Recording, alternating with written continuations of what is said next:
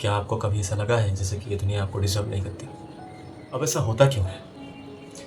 जैसे कि ऐसे बहुत बार होता है हमारी ज़िंदगी में, जैसे कि हमको लगता है कि इस दुनिया के लिए हम बने ही नहीं हैं, या फिर ये दुनिया हमको डिज़र्व नहीं करती, या फिर जैसे कि ये दुनिया हमारे लिए बहुत ही मीन है, या फिर ये लोग जैसे कि हम यहाँ पर बिलोंग ही नहीं करते। अगर आपको भी कभी ऐसा लगा है, तो आप भी शायद केतु डोमिनेंट हो सकते हैं। केतु आपके लग्न में हो सकता है, या फिर आपके चंद्र के साथ, या फिर आपके सूर्य के साथ, या फिर जुपिटर के साथ कुछ ना कुछ युति बना रहा होगा। कहीं पर साथ में बैठा होगा, या फिर ट्राइन में होगा।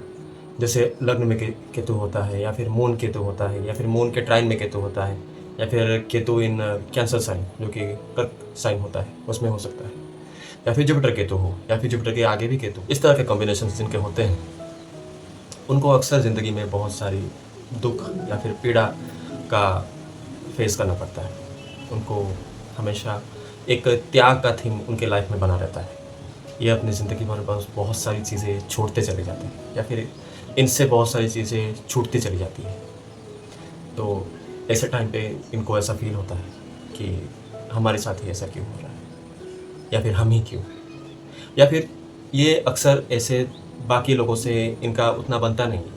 जैसे कि ये दुनिया जिसको हम ज्योतिष में कहते हैं कि एज ऑफ राहु, या फिर राहु का युग, जिसमें सब कुछ दिखावे से चलता है, सब कुछ ही दिखावे से चलता है। जैसे कि मैं अभी ये वीडियो भी बना रहा हूँ तो ये कैमरा भी राहु ही है, लेकिन जो केतु है वो हमेशा इनवर्ड रहता है, उसको दिखावा पसंद नहीं होता।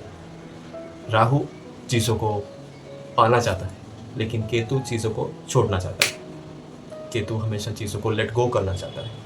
केतु आपसे चीज़ों को छुड़वाता है, आपको मुक्ति देता है, आपको स्पिरिचुअल वे में लेके जाता है। ठीक है, आपको उसका रिलीफ देने का तरीका ही ऐसा होता है, और ऐसे ही वो आपको रिलीफ देता है। लेकिन राहु आपको भोग में बांधता है, डिज़ायर में बांधता है, और ज़्यादा पाने की इच्छा आपको एम्बिशियस बनाता है। लेकिन केतु का तरीका अलग है, इसलिए राहु केतु के अलग वो होते हैं, ऑपोजिट होते हैं।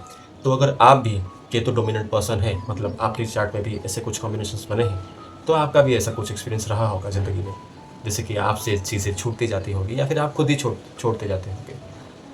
आप क्या करते होंगे, आप बहुत सारी चीज़ें ध्यान कर देते होंगे, या फिर आपके अंदर एक मुक्ति पाने की, या फिर एक स्पिरिचुअल बिलोंगिंग आपका होगा। और आखिर में सृष्टि की रचना भी ऐसी है कि आपके पास भी ऐसे लोग जुड़ेंगे जिनका केतु डोमिनेंट होगा, जिनका वैसे ही आपकी तरह केतु लग्न में, या फिर चंद्र के साथ, या फिर जुपिटर के साथ, या फिर इनके नेक्स्ट हाउस में केतु होगा।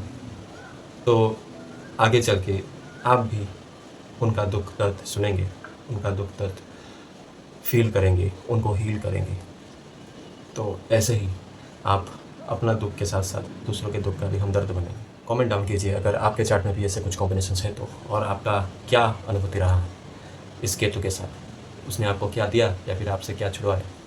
और ऐसे ही वीडियोज़ के लिए इटर्नल वेद एस्ट्रोलॉजी को आप सब्सक्राइब कर सकते हैं। धन्यवाद। जय जगन्नाथ।